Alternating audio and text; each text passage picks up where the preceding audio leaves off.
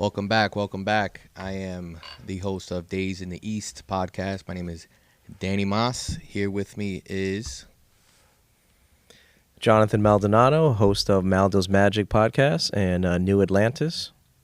And here with us as well is the highly revered Robert Previto. How are you? Thank you so much for joining us, brother. Especially short notice on a Saturday. That means a lot. Saturdays are usually booked and hard to get people every once in a while. But It's my privilege. Thank you. I appreciate you, brother. If you could just give us a quick breakdown of some of your accolades and hobbies. Well, Masonically, Mm-hmm. I mean, I'm a worshipful master, so I have served as a master of a lodge. I've served in almost every office of a Masonic lodge, including educational capacities as chairman, ritual directors. I've won the Magla Ritual Competition, first place in 2002, and I was awarded, very, very humbly accepted, the Dedicated Service Award about 3 years ago in 2022. So I'm a Mason now about 25 years and been affiliated with a bunch of lodges. I would say that those are the big awards I've won, and the accolades, yeah. Okay. I mean, this fraternity, well, not necessarily a Masonic podcast, but this fraternity kind of brings people who are of service together. What kind of gave you, is that something you always had, to just be of service and to always try to contribute to your environment in a way that reflects you? Probably not. I mean, like most younger men, I was originally in the theater, and I've written some 25 plays and had several of them produced and things like that. And theater, although it is a group dynamic, and you do learn to work with other people in your cast, whether you're a writer, an actor, or a director, and I've been all three. So there is a sort of sense of community that automatically comes with working in the live theater. Right. And I work strictly in the live theater, not in film. But as most young people, I was guided primarily by my passions, which includes ambition. So I was very ambitious. It's not that I was ever a bad person, malevolent, but I was very much out for myself. And as I hit my 30s, that begins to change. You go through early adulthood, you have victories and you have failures, and you start to reassess your moral compass. So whereas a young man, I was much more autocentric. As I became more aware of, there really is a network. If you, I don't know if you have a camera on the carpet, but the interconnectedness of the tessellated border, if you will, Masonry I entered my life at the right time, when I was sort of finding out about the power of giving. Right. And Masonry has only enhanced that ability. I mean, for my generation, I'm 36. I feel a majority of it is composed of people who just want to blend in initially and assess the situation and then kind of fit in where they get in. But to be a writer, director, an actor, or even to partake in some of these charitable organizations, it takes somebody saying, I want to impose some type of will because I feel like my brand can contribute to the greater whole. Like, what kind of confidence does that take in order to just throw yourself out there and say, I'm the guy? Well, it's a combination of confidence and fearlessness, You mean as a performer or as a Freemason? All around. Just as a person, because I don't want to box you in and say you're a Freemason or you're a performer. I want to highlight who you are and what you bring. Because a lot of times we join these organizations and we're proud to be a Freemason or part of the screenplay, but more so we want that to be proud to have us, if that makes any sense. Yeah. I mean, one of the things, that I think you're getting at is that if you want to really experience living life, and we're all thrown into life, if you want to experience this, you have to take calculated risks, and you have to have a certain measure of fortitude or courage in doing that.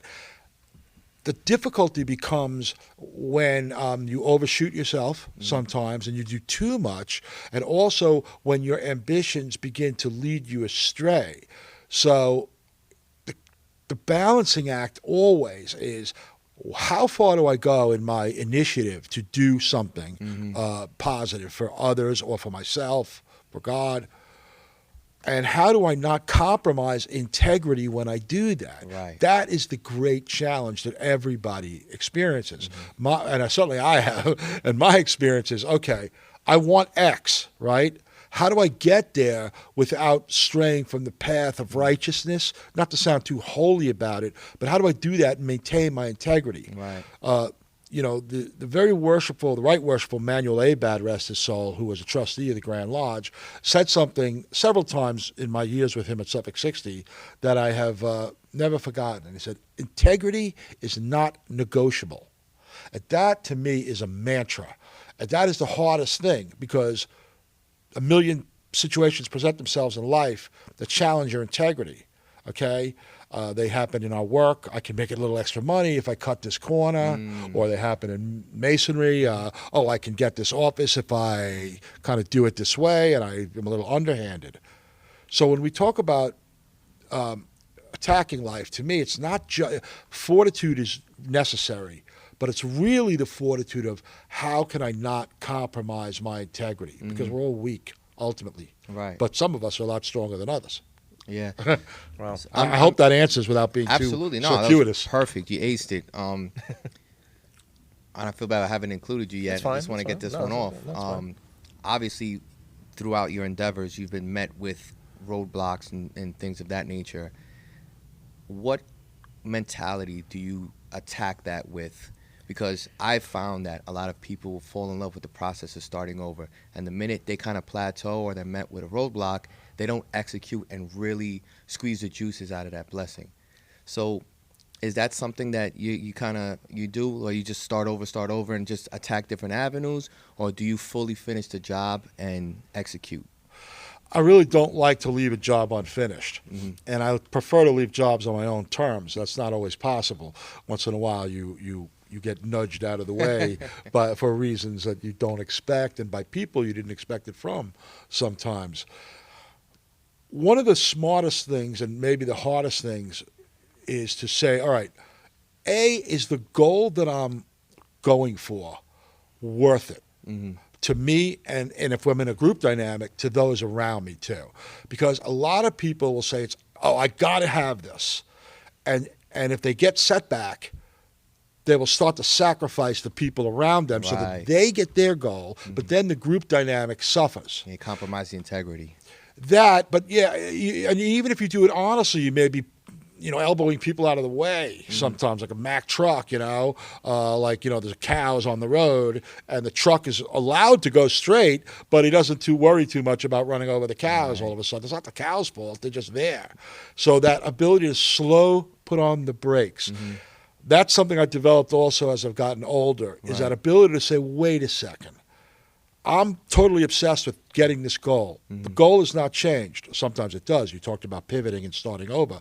But more often now, I'm like, if the goal is the right one, then how do I step back and approach it a different way? Right. Very often not taking action, but staying engaged I like that. is the key. So that a lot of people, when they don't get what they want, they just walk away, turn away. I'm going to go join another organization. I'm going to do something else. Yeah, right. The hardest thing to do is go, I'm not getting what I want now. But if I wait and step back 2 years, 3 years, 5 years from now, I will get it. Right. And I mean, the great, most worshipful Benjamin Franklin, one of my favorite Masons, okay, said something I live with all the time, which is, he that has patience can have what he wills. And few people accomplished more than Franklin. Right. So you have to have the patience to do that. Yeah, and just to play off of what you said, it's like I achieved my goal, but at what cost? Right. And I like that a lot. Jonathan, you want to jump in on this? Yeah, no, a lot of great stuff. Patience. You talked about fortitude, integrity. Like, these are all very important things, not just as a Mason, but just as a man in general. Just to be an upright man in life, right? You have to have that. But sometimes you're right. It is tough those that maybe don't have fortitude, the minute that maybe their goal, right, is not on the horizon as quickly as they thought it would be, right away, you see who's really in it for, the group or for themselves, and they might, like you said, like they might kind of like back away. But there's those that I like to connect it to the Sagittarius energy. Sometimes there's the archer. You got to take a step back sometimes, but you have to have a target before you let go of that bow, right, of that arrow. So I think life's about understanding that, why are you doing this? Are you serving for the brethren or for society, or you're really serving for yourself? Yeah. If you serve others, then you should never worry about what the outcome's going to be, because you're just always in that action of I'm just here to serve. I'm always going to educate myself just so I could serve better, and that's just from my perspective, really. And it goes really with like the sentiment that I like to preach a lot. For a lot of my friends' birthdays, I always say, "Happy birthday! May all your blessings come in the perfect times." Because you could be, blessed with a car at 2 years old. What is that doing for you? What does it do for you? Right. So yeah, just sitting back and assessing the situation with patience, like you alluded to, and really just being okay with not being okay, and just saying what else does this kind of need from me in order to achieve the goal. There's new things that presented themselves. How can I incorporate them or bob and weave around it? I agree, and something that John said, I think, deserves a little elaboration, and that's about serving others. We're taught as Master Masons, that our duty is to God, to our neighbor, and to ourselves. So there are very few in the history of mankind, saints and martyrs, who are capable of becoming completely selfless in order to serve others. We can all think of a few good ones right away, maybe Martin Luther King and Jesus Christ, Joan of Arc. So there are people who literally go all the way, to give up themselves completely. But most men can't do that, and I think that's okay too. But if you can't, because you, in a sense that by serving others, you also serve yourself, right? The golden rule, right? Yep. What is the golden rule? To do unto your neighbor as you do unto yourself, right? And so there is a need to serve the self, and because we're not all saints, No, yeah. There's very few of us far are from saints it. and martyrs. Yeah. So if we can't be a saint, and that's like a special calling, Yeah, it is. really. So if you can't be a saint, what you want to be is a good human being, and that requires being good to yourself also. Because when we serve others, we have to be careful that we're not deluding ourselves too and saying we're not also serving ourselves. It's okay to serve yourself so long as the integrity is maintained. Right. It's okay to serve others so long as you don't forget yourself. Yep. Many people lose themselves in various organizations and this ideal of that, and then they end up destroying their own lives. Success destroys more people than failure. Absolutely. Because you can come back from failure, Yeah. but when you lose success, it's very hard to build it up again. So that's where the most danger is in being successful, saying, okay, now what? Not only that, but like a lot of people would rather be plagued with like wise words and admiration than saved by criticism. Right. Yeah. You Wow. know? You have to That's be a big open one. to Very true. criticism. And criticism's a tough thing because Yeah. it's like it's hard to give good criticism without offending people. It's a real art to sort of do that too. So you can, you might want to help somebody else, and then you just say it wrong, and you don't know how to say it, and it comes Right. out the window. That person, instead of being helped, suddenly resents you, and Right. and so it's hard to take it and give it. Absolutely. Yeah. Joining us right now is brother. Go ahead, get in there. Rene Perez. Avid coffee drinker. Yeah, I'm a big coffee drinker. So, brother, what brings you by? I just came down to hang with my brothers, man, and it's been a while. I think the last time we saw each other was a couple months ago? Yeah, Winter? yeah, right in the Yeah. winter. Yeah, I it think you were was in the episode winter. number 2. Yes, Days in the East. yes. So, a couple of brothers from the new lodge, they're in Puerto Rico right now, so I couldn't go. So I said, hey, I just come down here. Nice. Appreciate it, brother. That's it. We were just getting into, I guess the fibers of a man and what does it take, or what's different in those few brothers that and not only just brothers, because we kind of want to touch on all elements of life and society. But what are the fibers of a man that makes him want to kind of leave his brand on his surroundings, whether that be a baseball team, a fraternal organization, the workplace? Because time and time again, you see the majority of the work in any organization is done by a small amount of people, but it moves the whole thing, and a lot of people are followers and they're cool with just doing their part, but stepping outside of this and saying, wait, this could be a little bit better if we just tweak it, or my upbringing, or the people that I've crossed paths with, I've seen them do something and change and leave their brand on here. Like, you're really honoring your creator by doing that, I feel. So what makes you one of those guys? I've always liked to be different, especially in organizations. I think that it's always good to step out the box. You have a lot of brothers who follow a lot of brothers in the craft. They want to do the same thing, but it's always good to be different. I remember I told a guy one time, a really mentor, and I asked him a question. I said, how come a lot of Masons, especially in the craft, like in the organization, why they don't pay attention to the philosophical aspects of Masonry? He said, don't think too much of other people's way of Masonry. Create your own version. So that's the way that I do it. I create my own version. I follow my own path.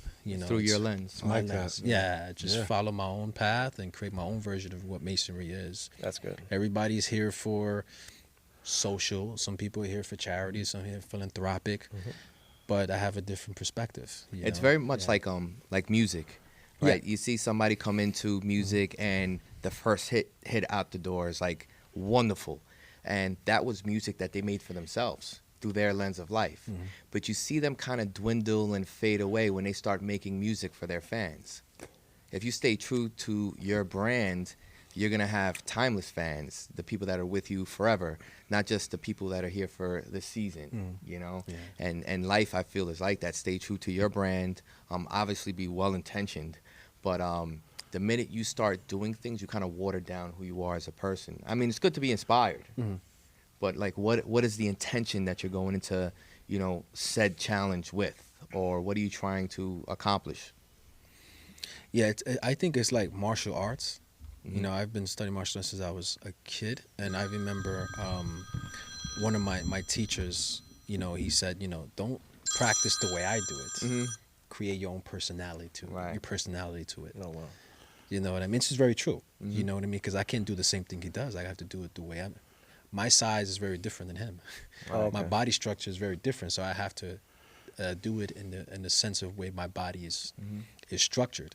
I can't do it the same way as him. I have to do it differently, and I think that goes for a lot of organizations you join. You got to do it how your personality is adapted to it. But that's how I see it. I have a question for you, brother. As a child, growing up, what found your way in this direction? Into just the esoteric nature and the mysticism, tarot, Freemasonry, all things that really focus on the spiritual realm. It's a good question, actually, because I mean it's a little bit of a long answer. I'll try to short it. Oh, I got 1 terabyte of information storage here. You got 4 hours. I'm good. Unless I lose my voice, I'll need more water. As a child, I had I'm Italian, but we were not religious growing up. My parents were not religious. They're originally Catholic, and before my brother and I were born, they became Lutheran. So my brother and I were baptized Lutheran, probably the only Italians in the world who were ever baptized Lutheran, you know, which answered weird questions growing up, how come you're Italian and you're a Lutheran? I don't know, because I never got confirmed. Why? Because my brother and I were also Sunday school dropouts. Because my dad and mom didn't really care. They were very good people, but they were not religious people. So I really was not raised with a lot of religion or spirituality in my house. I was raised more with secular ethical principles. So basically, it doesn't really, I mean, maybe it starts in childhood. And I always had sort of a witchcraft and sort of an interest in horror movies and things like that. But it didn't really kick in until I was in my late 20s, when I had really sort of been a college star and I got a book published, which is still in print and is still the best-selling book on acting in America today. Really? But I was sort of at the top of my game, and then I lost it all. And so I found myself I had a gorgeous girlfriend who I loved. She loved me. I blew that. I just blew everything at that stage of my life. And I was sitting in an apartment in the north side of Chicago at 26 years old, saying, what happened? And I was basically an atheist. In fact, my nickname in my college fraternity was Pagan Roberts. And I felt like a tap on my shoulder. I was like, you never thought about me. And so my conversion to the acceptance of a higher deity was not like the blinding of Paul, where I had a lightning bolt hit me, but more like a gradual acceptance of the thing that I didn't have in my life was faith. And this was a lesson I had to learn. And once I realized that, because if you've been an atheist for like 15 years from the time you're like, my grandmother died on Christmas Day, when I was 11. And that was one of the pivotal spiritual moments of my childhood. Because I prayed for her. I went to church that night. I prayed for her, and then she woke up, Merry Christmas, Grandma died. It was a very, very traumatic event for me, and I sort of rejected God at that point. I said, how could there be a God who would take my grandmother on Christmas Day? Makes no sense. So when you live as an atheist for like 15, 16 years in those formative years, and then you suddenly come around to going, wow, there's this whole blind spot. Right. That a whole universe that you haven't looked at, that you've blocked out. It takes some adjustment. And so I started studying religions and spiritual systems. That was really how I became spiritual. Ultimately, I did become a Catholic, although I'm sort of a lapsed Catholic now. And that led me into the tarot. And from the tarot, I really started to develop a lot more spiritualism. I ran into Wiccan groups, and that was kind of a brief version of the journey. It's almost amazing. And I find that with a lot of people who are atheists, like they have that conversation with God and say, I choose not to believe in you. And it's still like, I believe in you, but I'm choosing not to believe in your power, because in a selfish act, it's like you didn't do what I asked you to do, or you weren't there for me. So it's like a breakup almost, Right. But you still kind of believe, but it's like, I'm denouncing you right now. And then the other thing was, it's always amazing to me when somebody who is of high faith has that moment where they're stripped of everything that identifies them, whether that be accolades, titles, love, all of those things. It's like it's stripped away from you, and this is what defined me for up to a certain amount of moments. And it's like, now I have to come home. This is like, I have to restart. It's always amazing to me. We've had that conversation before. I don't know if you want to add to that. Yeah, when it's interesting, because they say that when you're young, you're born into religion. And then as you get older, you get into the occult, like pagan.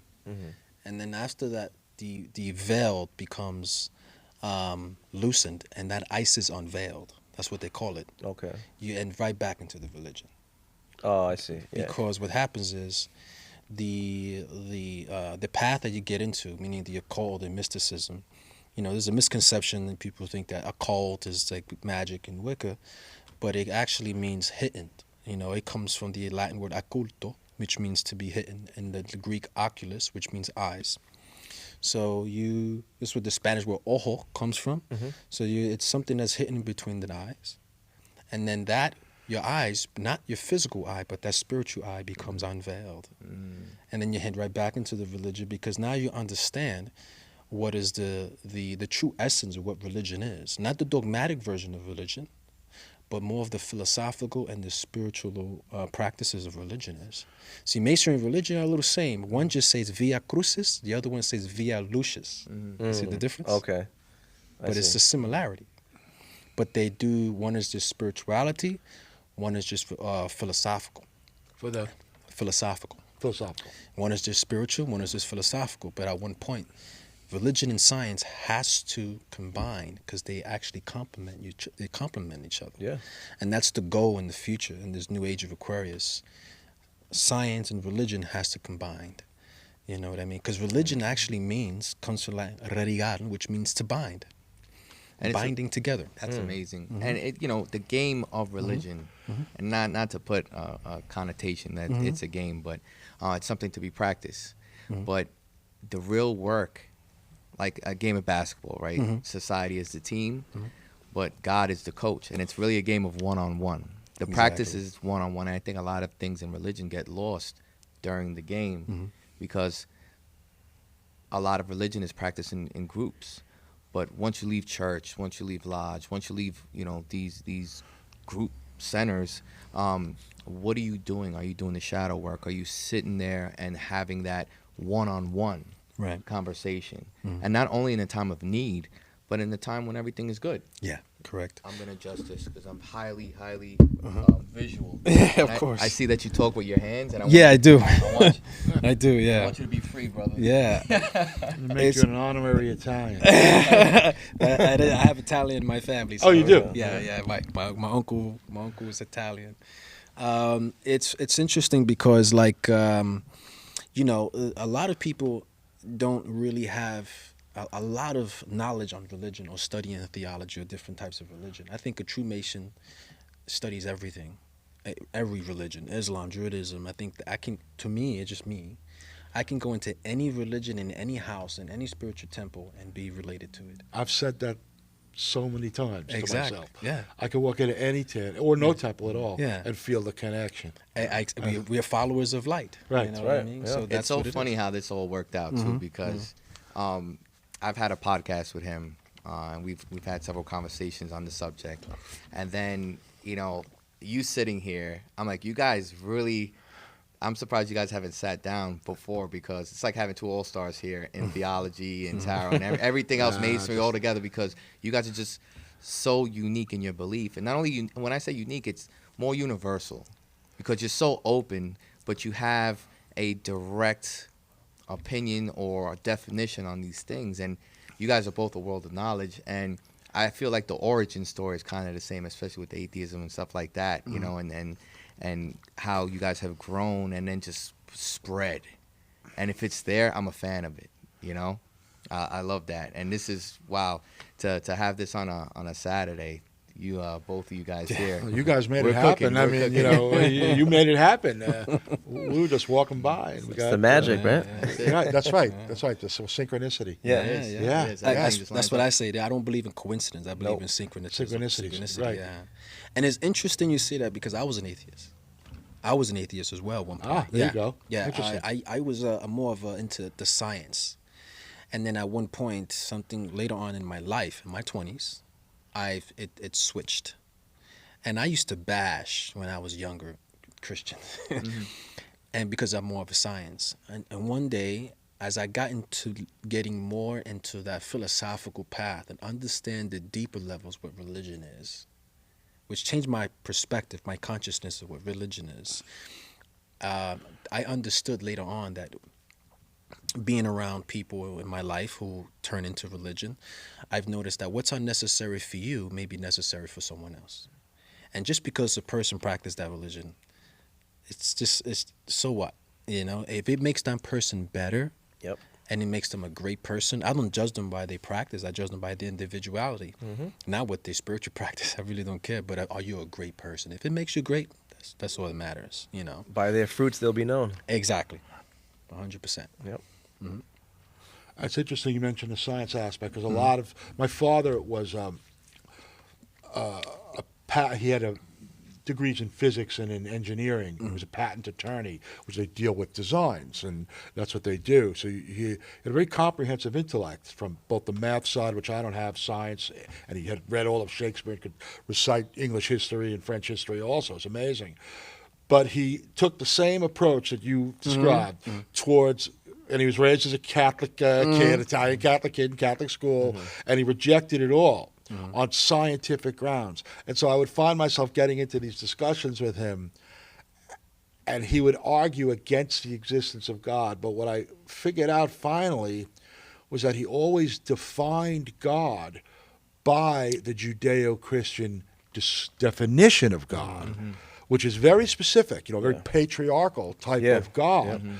And after I realized that, I started to talk to him about, well, but maybe that definition is too small for God. Like the way I've come to now is that I don't think any single religion at all can define or describe God. It's all too small. Right. God is much, much enormity of the cosmos beyond all these religions. What the religions at their best try to do is find a way in to commune with God. Right. And when the dogma doesn't get in the way, they can succeed. Now, do you think that, just to play off what you said, in dealing with the grand architect, in dealing with a spiritual deity, and dealing with God, do you think that you're speaking to God, or you tapping into that godly consciousness of creation? Well, I think it's the same thing. But, I'm writing a new book now where, which actually has part of it is a fellowship very akin to one that we all know, where is part of it, and is at a wake, and the chaplain of that fellowship is giving this lecture on how do we know who God is. But the narrator is listening to this, but the narrator concludes, and I guess that's more my voice, is that maybe the surest proof of God that he exists, or it exists, God exists, is this running dialogue that we have with him inside all the time. Right? Because I think all of us are having, even the atheists, right? We're having this sort of dialogue with God all the time. And the biggest question of it is, are you there? And that conversation may be the surest proof that God exists. Because I think everybody, even if they admit it or not, has that conversation. Absolutely. Yeah. There's a difference between prayer and meditation. Yep. Prayer is, I always tell people, is you speaking to God, and meditation is God speaking to you. But you have to have the combination. And to me, from reading a lot of theology, I love the theology practices. I like that. There's a difference between Western Christianity or Catholicism and the Eastern Christianity. The Eastern Christianity is more esoteric and more philosophical than the Western tradition. And a lot of people don't know that. Wow. Because when you look into the Eastern tradition, like for example, when you look at the Greek tradition, not in Greece, there's a place called Mount Athos, where a lot of the Russian and the Greek Orthodox go to. Their practices are extremely esoteric, very different than the Western tradition. See, in the Western tradition, that priests cannot get married, they can't have kids, right? Have celibate. Yeah. And the Eastern tradition, it's not true. You have to be a priest. You have to be married in order to be a priest. Because there was a schism in the 4-something AD between the Western and the Eastern tradition. Yep. But the Eastern tradition have a practice that I think every human being should practice. It's called hesychasm. Hesychasm means being still. That's like meditation. That's how you pray. But when you pray, you practice on the Eastern tradition. This is what they teach. They teach on the breath. And just like Hinduism teaches on the breath and the breathing techniques, the Eastern tradition tells you how to stay still in a posture and pray with the chin going to the heart and practicing the breath work while you're praying. Because with the breathing and praying, what it does is, you see, air and spirit comes from the same word in Latin. You see, espíritu means spirit. Expirar means respiration. Yeah. It's the same word. So as you breathe in the Holy Spirit or the spirit of air. So that's what that is. And interesting enough, just like the 3 degrees in Masonry, there are 3 types of stages in order to meet God, which the Eastern tradition believe. It's catharsis, theoria, and theosis, which actually with those 3 you become apocatheosis. You know what that means? Well, catharsis means purification. That's the first degree. You have to purify yourself. The second, it's theoria, which means illumination. Now, theosis means divination or glorification with the divine. And apotheosis meaning turning yourself into God. That's what it means. Give me those three again. Catharsis, theoria, and theosis. Illumination, purification, illumination, glorification, or divination, meaning divine love with God. Wow. Anybody see a similarity on opening the lodge? Exactly what I'm trying to tell you. But that only goes into the process Eastern, of it. Yeah, it only goes into the Eastern tradition because they actually worship the divine feminine. The people think that the Vatican is the oldest church, but the oldest church is in Byzantine. You know what's called? Hagia Sophia. Oh yeah, Hagia Sophia. Yep. I've been there. Yeah. Wow. All right. In Istanbul. Exactly. Huh. And you know who's buried there? It's the oldest Thank you. Eastern cathedral, yeah. Yeah. And Wow. it's this divine feminine, what I just told you. Hagia Sophia. Sophia, the wisdom. Yeah. You know who's buried there? Constantine's mother. Oh wow. Oh, that's right. Okay. Right. She's buried there. See, they don't think it's new because this has been, now this turned into a mosque as well, if I'm mistaken, right? Yeah. Well, it was Yeah. it was decommissioned, to be technical about it, by Yeah. Ataturk. Right.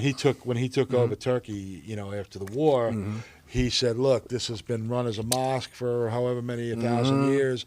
Previously, it was a cathedral. We're a secular society. We're going to decommission the religious aspect of it. So now it's just a monument, essentially. Yeah, now it's just a They're monument. very impressive, and beautiful old, Beautiful. frescoes, Yeah. from the year 200 or something like that. Wow. For- Yeah. I'm not exactly sure the age, but It's old. that's Istanbul. Yeah. Do you think we'll ever have a renaissance of imagination like we did in the past? Because now you look at the buildings, everything's just square. It's a block. It's usable space in the earthly realm. But as far as to sit back and just be in awe and wow, do you think we'll ever have a time like that again where we're decorating the environment the way we used to? I'm not sure the question. I think we're going through one now. We've been through several in the last 100 years, I think. I think the industrial age of the mid to late 1800s was the first big change. Like if we think about the music of the 60s and 70s, right, where this enormous renaissance took place in music and art, a lot of that was based upon innovation and technology. Before the electric guitar, before the drum kit, before the bass guitar, you couldn't have the kind of music that we now have. No. So that happened, and I think one reason we're seeing a stagnation musically is because there isn't an innovation in the instrumentation. Right. Okay. And I think the same thing happened when the piano was invented and the string instruments, so that the jazz, the saxophone comes along, so you get the jazz era.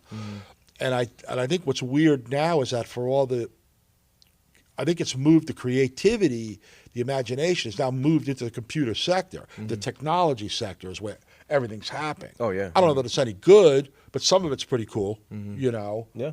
Artistically, if Yeah, that's what you meant. I saw some. Well, yeah, exactly. But I also saw something with music on how it's delivered on like a 440 hertz, which is not naturally occurring in the environment in the universe. I think I've heard that we're actually. prior, Someone else told me that. Maybe it was you, like a few years Maybe. ago. Somebody told me But- that. But yeah, prior to that, Yeah. I believe it was maybe 528. I can't remember the exact hertz that music was delivered and recorded on, and it was more naturally happening in it was a resonation or a vibration found in the universe.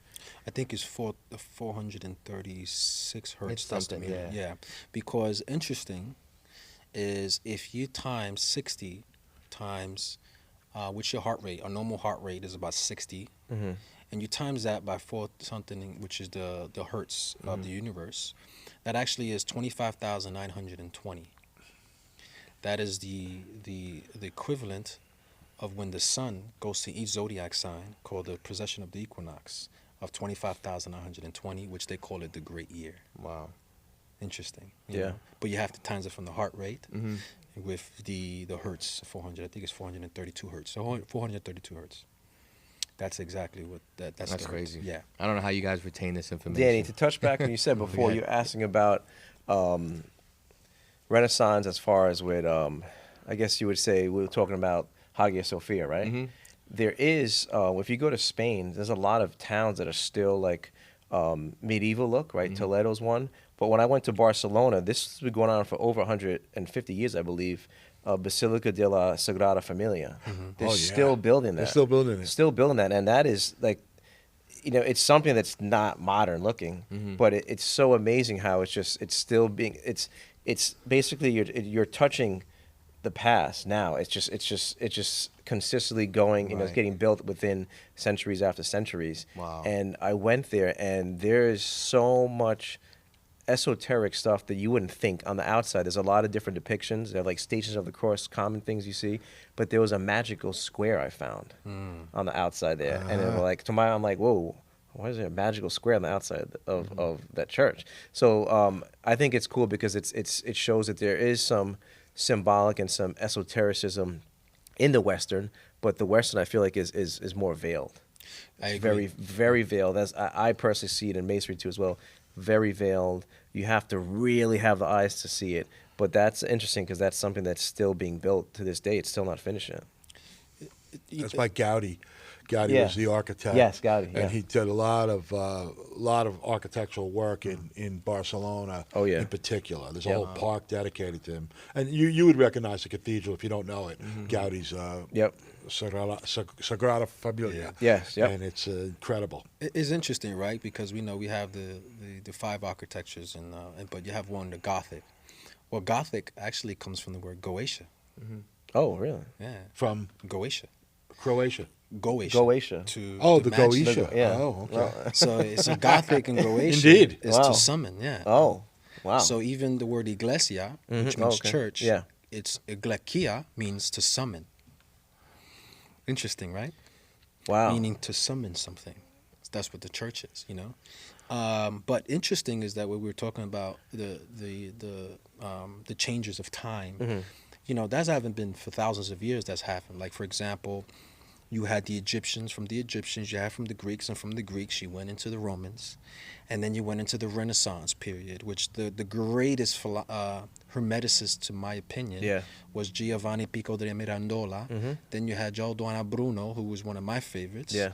who passed on to him, and then from that Renaissance, it went into the French. Yeah, yeah, right. From the French, now it went to the United States. What about Yeah. like during the Spanish Inquisition, where you had like prior to that the Moorish conquest of Spain, and you had a lot of the Greco-Roman and then the Moorish reflective pools and stuff like that on the architecture. Yeah, the Moors were the one who actually deciphered the Kabbalistic teachings and brought it really? to Spain. Yes, it was the Oh, wow. Moors. But that was hundreds of years. There are some stories that Hugh de Payen's grandfather was a Moor. Oh, okay. Yeah, he I was heard from this. Champagne, Hugh de Payen de Champagne, but he was from the town of Champagne. Yeah. But his relative was Bernard de Clairvaux. That was one of his wow. nephews. He was the one that voted Hugh de Payen into as the Grand Master. But that tradition may have derived from a Kabbalistic Moorish, and guess what? The Cathars. Oh, yeah, because the The Cathars. Southern It's- France, yeah. Yeah, Southern France. Because Cathar, what I just told you, was catharsis, means purification. So they believe in purifying the body, because when you purify the body, that's how you find God. That's why fasting was important. Okay. That's why fasting from looking at certain things with language, not only that, but going isolated and going to nature. Fasting from civilization. You know what I mean? Because it does something from eternal. But that's one of the stories of the Moors from that time. But then the Inquisition came in. So, because Kabbalah was first recorded in Spain. Yeah. Oh, You know yeah. that, right? It was Yep. Moses de Leon. But there's speculations that it probably wasn't him, that it was someone else, Moses de Leon. Oh, okay. And then they brought in. Now, there's stories that the Templars may have interpreted they found the Zohar, the Kabbalistic teachings. And what happened was they didn't want to give it to the Christians, Oh, really? right? So what they did was, because the Christians didn't speak Hebrew, even though there was Jewish Christians, don't get me wrong, there was Jewish Christians, Christian Jews, but they needed someone to interpret the Zohar, that's what they believe, and they have it. Because the word knight, like in Greek, caballeros means a pack of horses. Now, in Spanish, even in Italian, Yeah. right? So- Even in Italian Latin, a gentleman, you say caballero, Yep. right? Meaning a gentleman or knight. Right. Yeah. A horse in Spanish is Caballo. caballo. Caballo. But the word Kabbalah is in that word. Oh. Okay. Caballo. Caballo. Okay. See? That's what knight words. They were called the knights of caballeros. The knighthoods, the gentlemen's. That's how you say it in Spanish. Cavalier. That's what actually comes Chevalier in Chevalier French, is yeah. the same as Wow. cavalier because the Oh. CH and C are interchangeable. Okay. Because you can sound the C with a CH. I would never want to play you guys in Scrabble. You get what I'm saying? Never. Yeah, so that's what cavalier. And who was Kabbalistic crucified Scrabble, yeah. on a Calvary? Oh, Calvary. Okay. Who? Jesus. Yeah. That's what you call Calvary. Oh, okay. You see what I'm saying to you? Yeah. It's called a It's all Calvary. connected. These, all these etymological roots. Yeah. Yeah, I that always believe connect these Yeah. concepts is Yeah. through languages across cultures. It's Yeah. amazing. etymology. Time. Yeah. Etymology is important, and as Oh, yeah. Masons, I think everyone should understand etymology and languages. Yeah. It complements your Masonic path and your Masonic journey because you understand more of the symbolism of what Masonry is. And with the origin, following that path, it's like a map, you know, and then you could really understand Yep. the ideals and what they're trying to command, because words are intentions, words are spells, right? 100%. You know, I'm writing. You said you're writing a book. Me too. I'm thinking of writing a book of explaining the esoteric aspects of Freemasonry on the degree system. You know, and I think that in that book, I'm gonna words like gospels is gospels. You know that, right? Oh, That's what yeah. gospels is.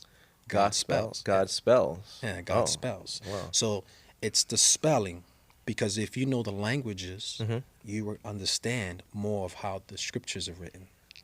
I give you a great example.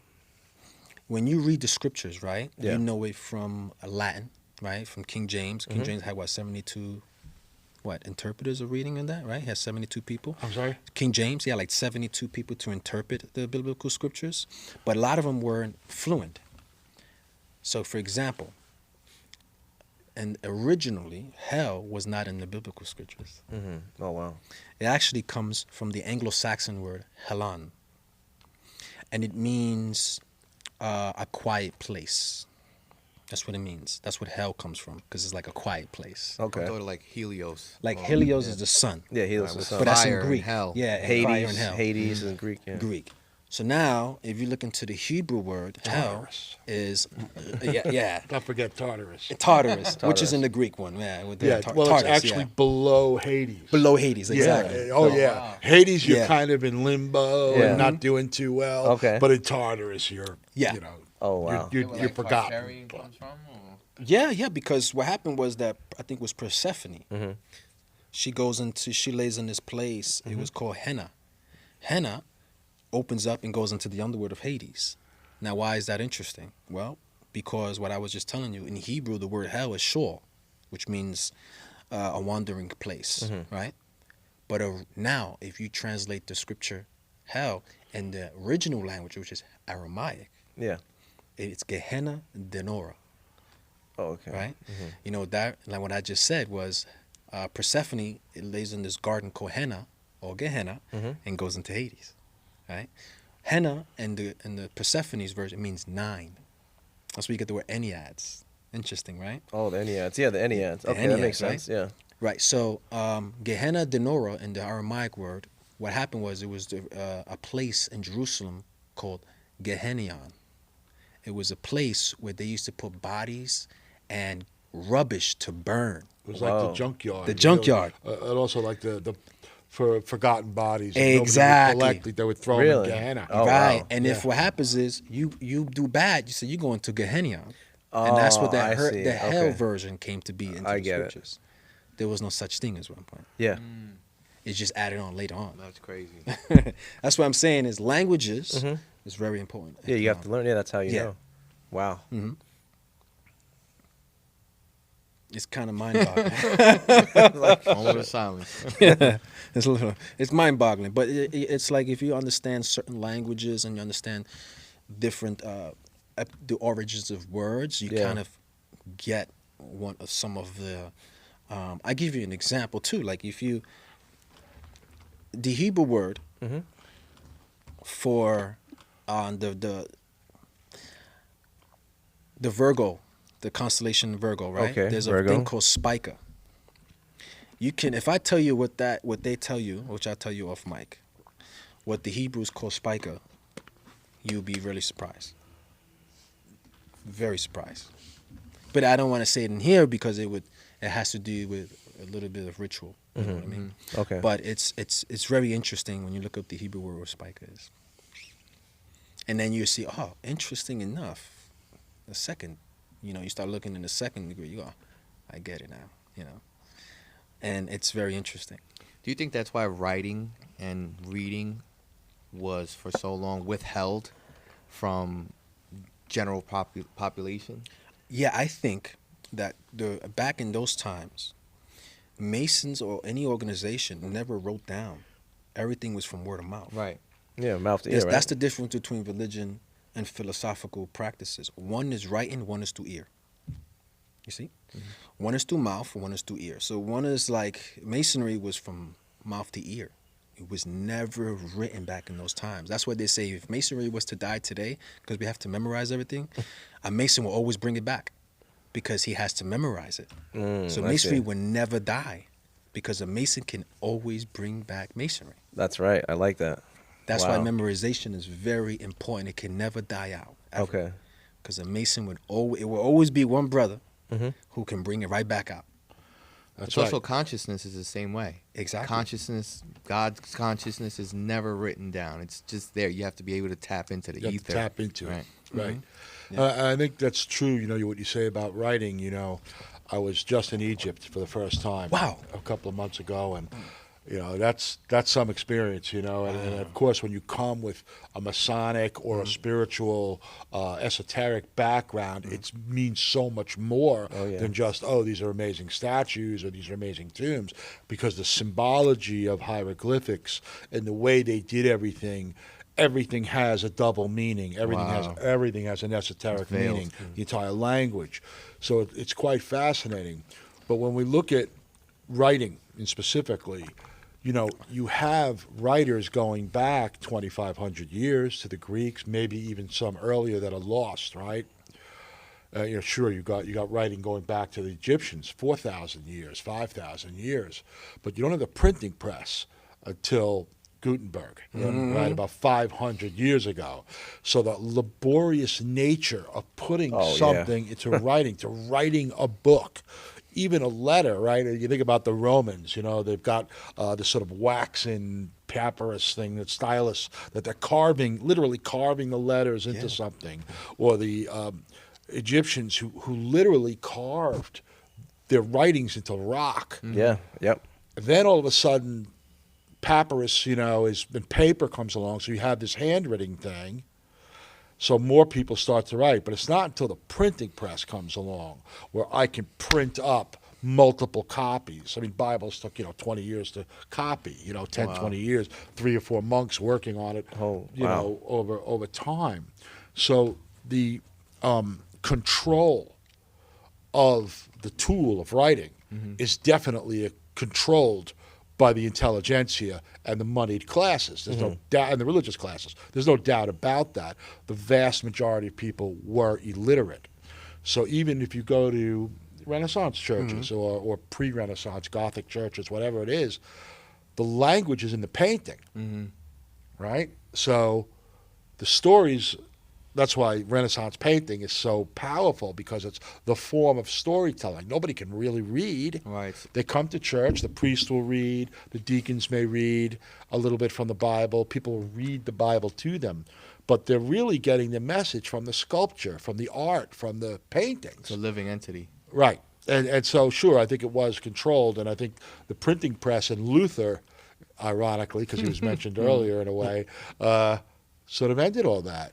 It's like, no, I can give out these pamphlets. I can nail them on church doors, and everybody gets to read it. Quick question: where in Egypt you went? I'm sorry? Where in Egypt you went to visit? What part? I was in Giza. I was in Saqqara. I was in Aswan. I was in Abu Simbel and Luxor. I really did the whole thing, my brother and I. Wow. Yeah. If you ever go back, I actually know 2 people who are. One is Egyptian. He actually has his own guide. I was learning actually hieroglyphics from him. His name is Muhammad Ibrahim, Okay. but he has a book actually. He wrote a book on it.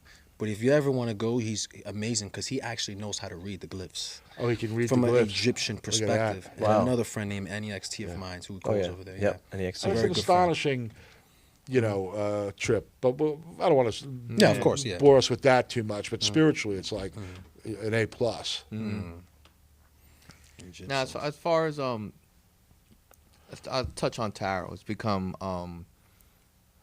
something that's just it was something I was curious about. The tarot. Oh, yes. And then I gotta say, The A2. within this year, it's just like boom, boom, boom. Just meeting all these people who are heavy into it, Okay. and it's pretty fascinating. Now, what do you use tarot for, if you don't mind me asking? Tarot is a meditational tool primarily. Okay. I follow the precepts of all the higher minded people in that I do not charge for readings.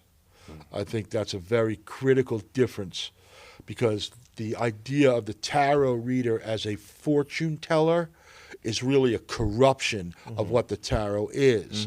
And, it's a plethora of people who make their living reading tarot, and they will swear otherwise. That doesn't mean they're wrong. They're right.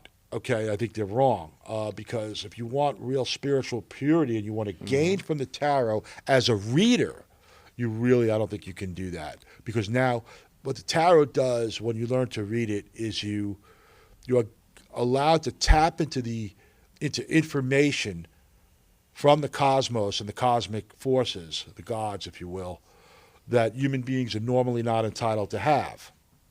So the minute you start selling that, you're prostituting information that's not yours. So Okay. it may not hurt the person you're reading. You get people who are professional tarot readers who may be psychic and very good at it. And the person they're reading is not going to be affected. They may get honest readings, or they may not. That's the other side of it, because there's a reason to bring them back if you're all Right. about the money. Yeah. So you may not tell, we need to do another reading because, But the karma for the reader is awful. And you don't really hear about a lot of professional fortune tellers who have some kind of miraculous life. They're very often living on the edge. It's because they are blind to the very thing that they are trying to tell other people, which is I need to shake your hand, brother, because this is exactly what he knows what I'm talking about. Yeah. This is exactly what John, I'll let you take it from here, because this is kind of your thing. Okay. I'll let you guide the. So, tarot. For me, tarot, I always tell people I never got into learning tarot because I wanted to, do readings and tell people's future. For me, it was always, wanted to learn how to unlock my subconscious mind. I wanted to learn the deeper esoteric and occult mysteries, the deeper hidden mysteries that are behind the cards. So for me, I wanted to help me to understand Hebrew and Kabbalah. Like what tarot, if you really look at tarot, if we take the 10 of Pentacles, you see it on the traditional deck. It's actually, they're all laid out in the form of the Tree of Life. So to me, it's the symbolism is veiled into it. But when someone asks me for a reading, yeah, I could also do a reading too as well.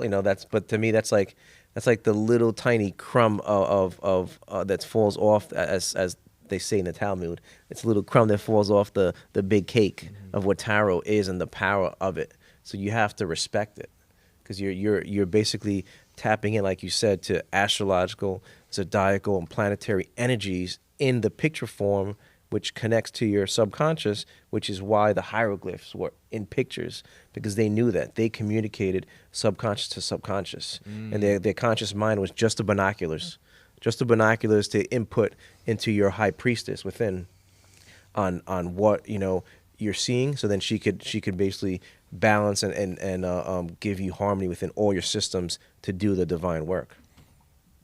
And then so tarot is really used to just dissect and interpret reality and future and past events, or is this something that could be used to impose some type of will on the future and the present? Once again, sorry, I'll take it. This one, I'll let you go. Is that it's, there's different forms of it, but I think like they're called tarot keys for a reason. This is basically their modes of consciousness. It's all of us. It's a story of us. We start as a fool, super consciousness descending down. Then we become the magician. We understand that if we cry, we could get whatever we want. We understand we become magicians. We can manifest food and water, without even being able to hold up our head. So, throughout as a baby. Yes, the progression is a story of us. We go through every single aspect of the 22 major cards, and then the minors, a little different. That's to connect to different degrees of astrology, but we are, and those are our lives. And then sometimes you get to the universe, you get everything, but then sometimes you might have a tarot moment where everything gets destroyed. Then you have to, reflect, meditate. And so the whole progression of tarot, to me, and from my understanding, from what I've learned, is that it's a progression of us, of our different modes of consciousness. Well put. Yeah. Well put.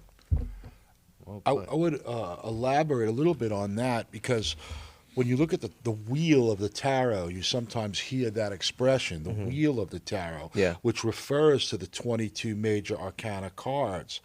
And when things are perfect, which they never are, yes, that progression will be that way, from the Fool all the way to the universe, where they touch. But the reality is, human life, anyway, is not perfect. Therefore, those various elements of life hit you at random sometimes. So we're always kind of being jerked out of our journey.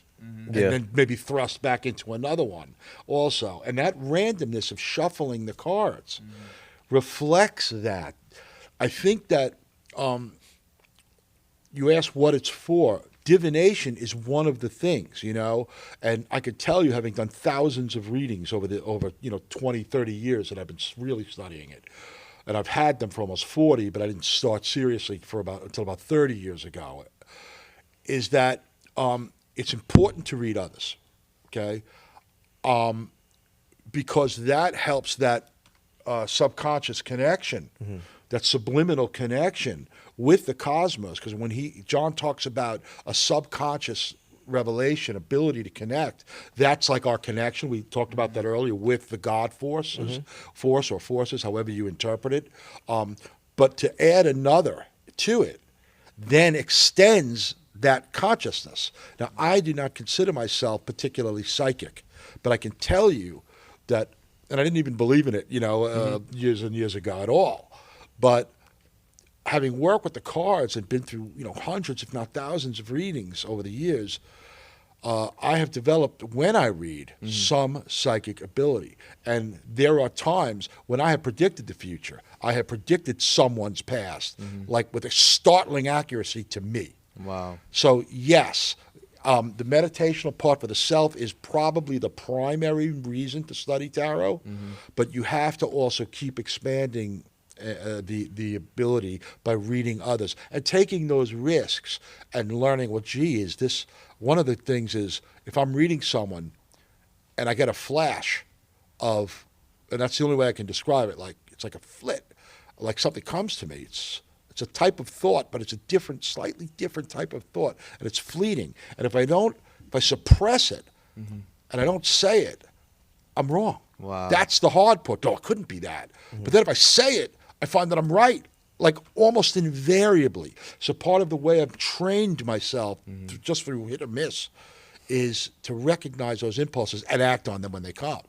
And that's where the divination and psychic element comes in. Wow. It's so amazing, too, when you make the correlation between astrology, astronomy, and, like, present life. It's like you have these celestial bodies that are in motion, perfectly tuned, and they're going to make their motions. It's predictable.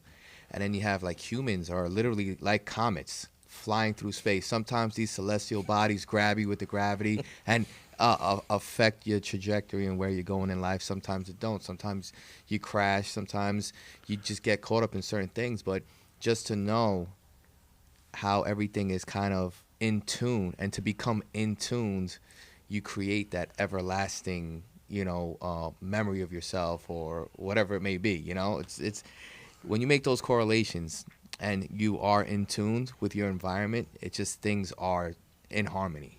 Yeah. I would say too. Like I agree with him. Like me studying tarot for over 15 years. Tarot is an anagram for Rota, Orat, Hator, and which means the will, the law and the will of Hator. That's how you spell tarot. You can mess around with the words, and it means the will and law and speaking of Hator, because the queen of the tarot is the high priest. She's Hator. So when I do reading, I always tell people I don't necessarily do reading. I'm not a psychic, because I see a lot of people on YouTube and read a book on tarot. Now they're psychics and mediums, Yeah. But what it is, it's a language. It's like astrology. Elvis Levi said, if you have a book of tarot, you have the whole key to the universe. Wow. Because astrology is in tarot, alchemy is in tarot. All those, because it's what it is astrology and tarot. What it is the science of the soul. And the Pythagoreans, this is to the Pythagoreans, it actually relates to our Masonic rituals, the same thing. What it is that they believe, the Pythagoreans say that the souls descend, which is the fool. Okay, he is called the fool because he's stepping on a rock and he's not looking. He's like, la la, and he's falling down without paying attention. But the word fool comes from the word folio. You know what that is? Phallus. Phallus. But folio, remember back in the days, they used to take a bag and they collect air? That's called The folio. fool. That's Yeah. a folio. Air. Yeah, you're right. full of air. You're It's full of air. basically an air. He's it's full an of hot air. Yeah, he's Right. full of hot air. So- So exactly. that's what. So the fool, Aleph, who means air, but it means yeah. ox. Okay, Aleph, but he's yeah. related to air. So he's just floating around, not looking, and he has the dog next to him, which in the Bible they call him Caleb. So he has his companion. Okay. The dog is letting him know, do not fall. But what it is, the Pythagoreans say the souls descend from the Tropic of Cancer, and they're coming down through the planets, and they go through the 7 planets. These 7 planets come down. It goes into the Tropic of Cancer all the way down to the Tropic of Capricorn. Oh, okay. Because Capricorn is called the gates of man. Cancer is called the gates of the gods. And if you understand astrology, you'll notice that there is a constellation in Cancer called Crater. You know what Crater is? The Grail Cup. Oh, crater. Okay. Wow. Yeah, it's a cup. So the Pythagorean says before we enter our souls into the incarnation, into the physical, into our mother's womb, we get intoxicated and we forget where we come from. So the whole goal is, just like that's the wheel of tarot. It's the reincarnation, incarnation, reincarnation, incarnation. The whole goal is, they call it, the philosophers call it Lethe, drinking from the river of Lethe. Lethe. The river Exactly. Lethe. Lethe. Of course. Oh, really? Yeah. Yeah. And then you have to bring it back, and you have to drink from the membrosia, Oh, which okay. the word memory comes from. That's 2 cups. That's how you memorize back what you derive from. Okay. It's so crazy. Yeah. So it's the same thing of the chamber of reflection. It's the same thing. Okay, I see. You're in a dark room. Yep. Now you're kind of reflecting. Actually, they used to call it the chamber of observation. Okay, because that's what those alchemical symbols are there for. And that skull just means more immortality. You're coming out of that womb, and you're getting a guide comes out and comes to you. And anyways, make the story short, that is what the soul is. It's becoming.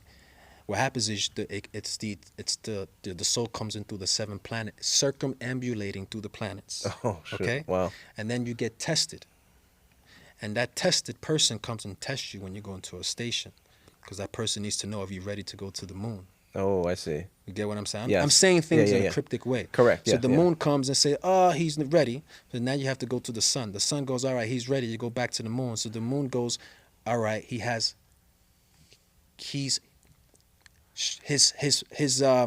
soul is, I'm trying to say in a cryptic way, he is strengthened. Okay? He's strong enough to go to the next step. So now when you go to the next step, you're established. Now that you're established, you become a different man. But I'm saying things in a cryptic way, if you Yeah, understand what okay. I'm trying to tell you. Yes. But that's what I'm trying to tell you. That's the second step. Now that you're established, you are a different man. You're raised into a different Jonathan. You're not a man anymore. You're different. Wow. Evolved. You evolved. It's so funny. But that's what tarot is. Okay. It's the same thing. It's the circumambulation of the soul because you are all of the 22 keys. Yes. There's 22 because there's 12 zodiac signs, there's 7 planets, and there's 4 elements. Oh, That's why yep. the Hebrew language is so important because it relates to all of that. If you don't understand astrology, you won't understand tarot. Yeah. Right, but it's Yeah. not only astrology. No, it's not Obviously, only astrology. It's really been proven that by the French tarot, a study of Papus, that tarot is based upon the Kabbalah and the Tree of Life, Yes. which Yes. was mentioned earlier. Yeah, yep. So, and then it was mathematically proven by Aleister Crowley, who solved the missing numerological problem, which is why Papus's theory wasn't really proven until Crowley, who was a natural mathematician, came along and it was like, wait, if we move these two couples of cards Yeah, he moved some. on yeah. the tree, Yeah. all of a sudden all the numbers line up with the spiritual concordances. So that was really his greatest contribution to the tarot, Wow. in addition to creating Wow. a fantastic deck. One thing, too, is I would say this because everybody, you can agree. I don't agree with Papus's version of tarot, you know, because his version, you know, Elivas Levi, when he wrote the book, Yeah. he purposely Oh, okay. he purposely didn't organize the tarot cards in order because he was under oath. It's true.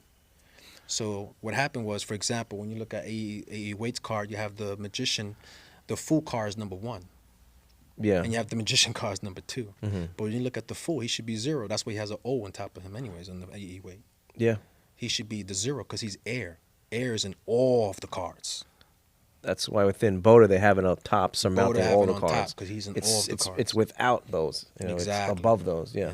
So that's why I don't necessarily agree with Papus's version because Papus is following Levi's version. But he doesn't know that. Levi purposely didn't organize them. Was Levi following, because some groups of study, I mean, we study the Tarot Marcel. The Tarot Marcel was before Yeah, it was. Levi, right? Very, very, very Levi, yeah. So But, what did they base theirs on, right? Because they have the fool as number, and they'll have magician as number 1.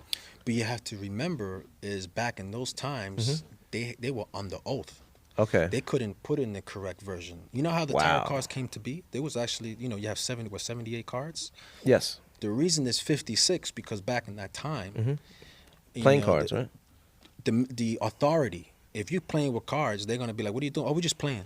So they created 56, but the 22 major ones was the most important ones because that was the secret version. So no, this is just playing cards. Here you go. This is 56 of them, but the major ones I see, was okay. the 22 major, not the minor, the major ones.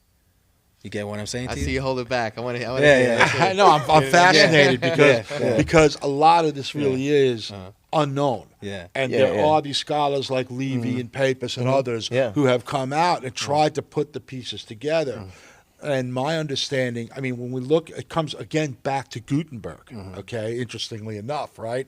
Because the earliest extant tarot decks we have are really from the late 1300s, 1400s. And I have one of them, and they're in Italy and in France. I have a reproduction of what they call the Sforza deck, Yes, which is a yeah, that's medieval one of the deck. first It's ones. really cool images, too.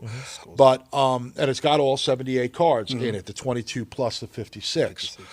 But the theory that I understand is that it was really the Romani people, what we would call the gypsies, okay, who had the tarot knowledge and carried it down for like 2,000 years from the ancients, from the Eleusinians and the the Minoan, all that pre-knowledge. And for whatever reason, the knowledge, when the world collapsed after the fall of the empires, the Roman empires, and the Dark Ages came, this knowledge was sort of lost for 1,500 years. And it's not until the Renaissance that through the gypsies, it begins to get surfacing again, as a game and as a thing. And Rene, right, is very correct in that the minor arcana precedes the playing cards. In common people, they think, oh, tarot came from playing cards. No, playing cards came from tarot. Wow. It precedes it. It's quite interesting.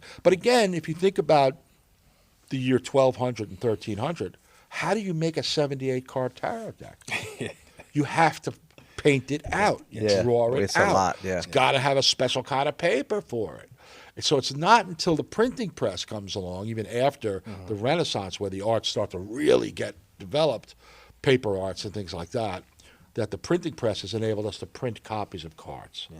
And this, of course, again, allows so many people access to it as time goes on that the knowledge increases. Yeah. So it is still very much shrouded in mystery and what the origins are. And so, it's out there. It's still out there to be undiscovered that may, like certain other things, may someday come to true light. What's interesting is Iamblichus. Iamblichus, right? You heard it? No? I don't know who that is. So Iamblichus was a theurgist, a philosopher, Okay. who was they say he was actually better than Pythagoras.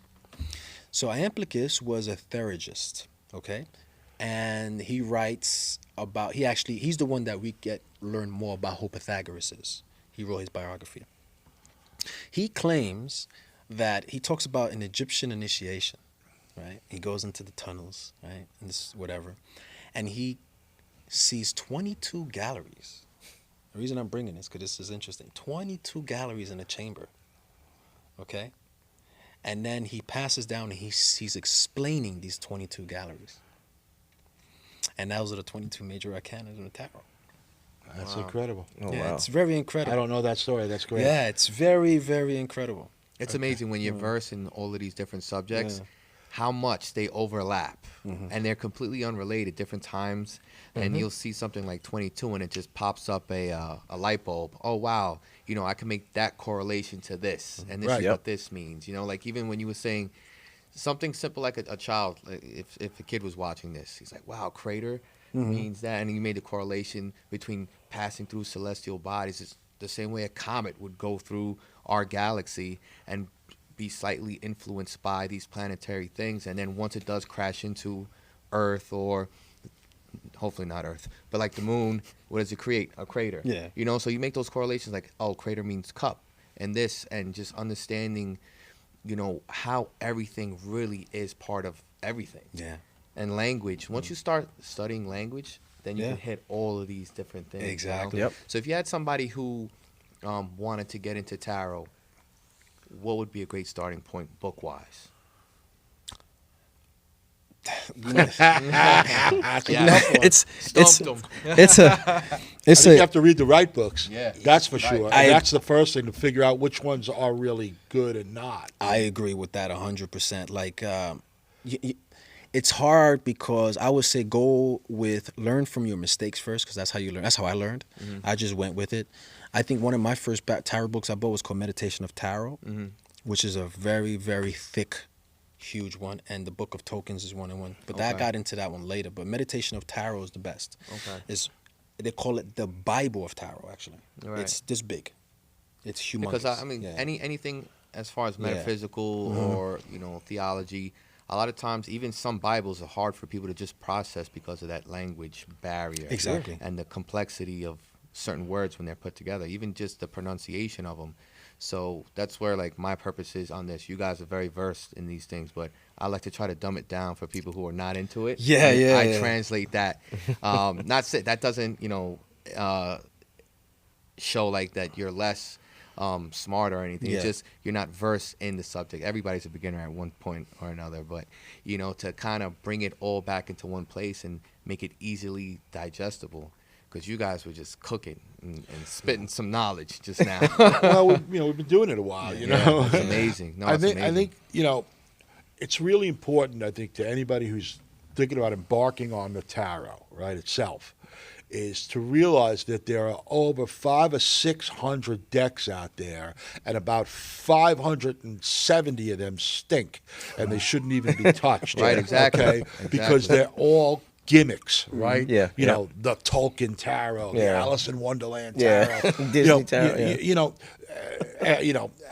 People will swear by this stuff, so I don't really want to touch on what has he got there? The biblical tarot. Right now, it's probably more interesting take because of the spiritual connection of the Bible, which is the basis of so much spirituality. So maybe that has more merit, But but I'm a bit of a purist, Yeah. you know, and I think that there's only so many, maybe 25 decks out there. I haven't looked at all these hundreds of decks either, but there's only so many that you really want to invest your time in, because if you're Exactly. being led astray, you know, I'm doing the Alice in Wonderland tarot, and, Yeah, right. and the, you know, and then I'm a You go a to the very rabbit much of hole a for Lewis real. Carroll scholar. So if I start telling you that Carroll writes nonsense and he's the best at it, Right. you can't really make a spirit. You can't fit squares into holes, Right. you know. So I would go with more traditional, like Waite's work Yeah. or Crowley's work, where guys who studied this stuff, Morgan Greer is a very good deck,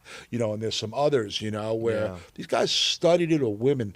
What I particularly like about both Waite and Crowley is that they come from the same order originally. They Yep. knew each other. They both did a very similar thing 40 years apart.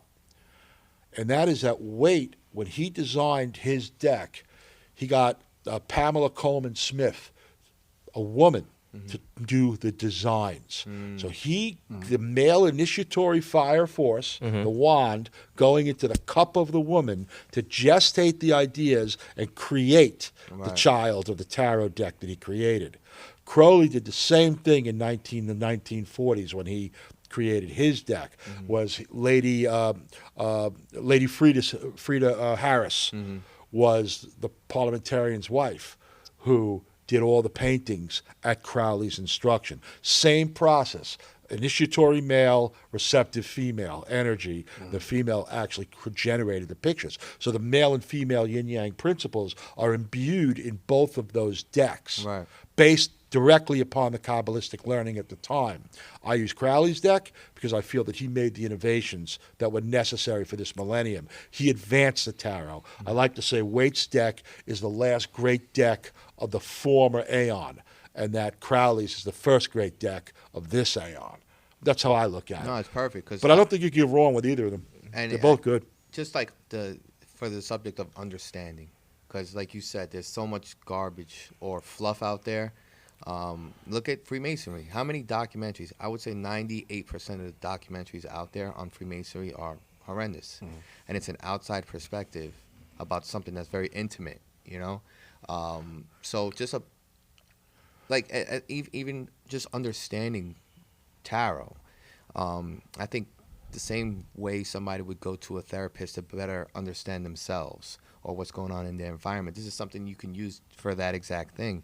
And if people were led in the right direction, and obviously you guys have a plethora of information on the subject, I think it would progress and just create just a better environment, for people who a society of people who understand themselves can better contribute to society. No doubt. If only we could, right?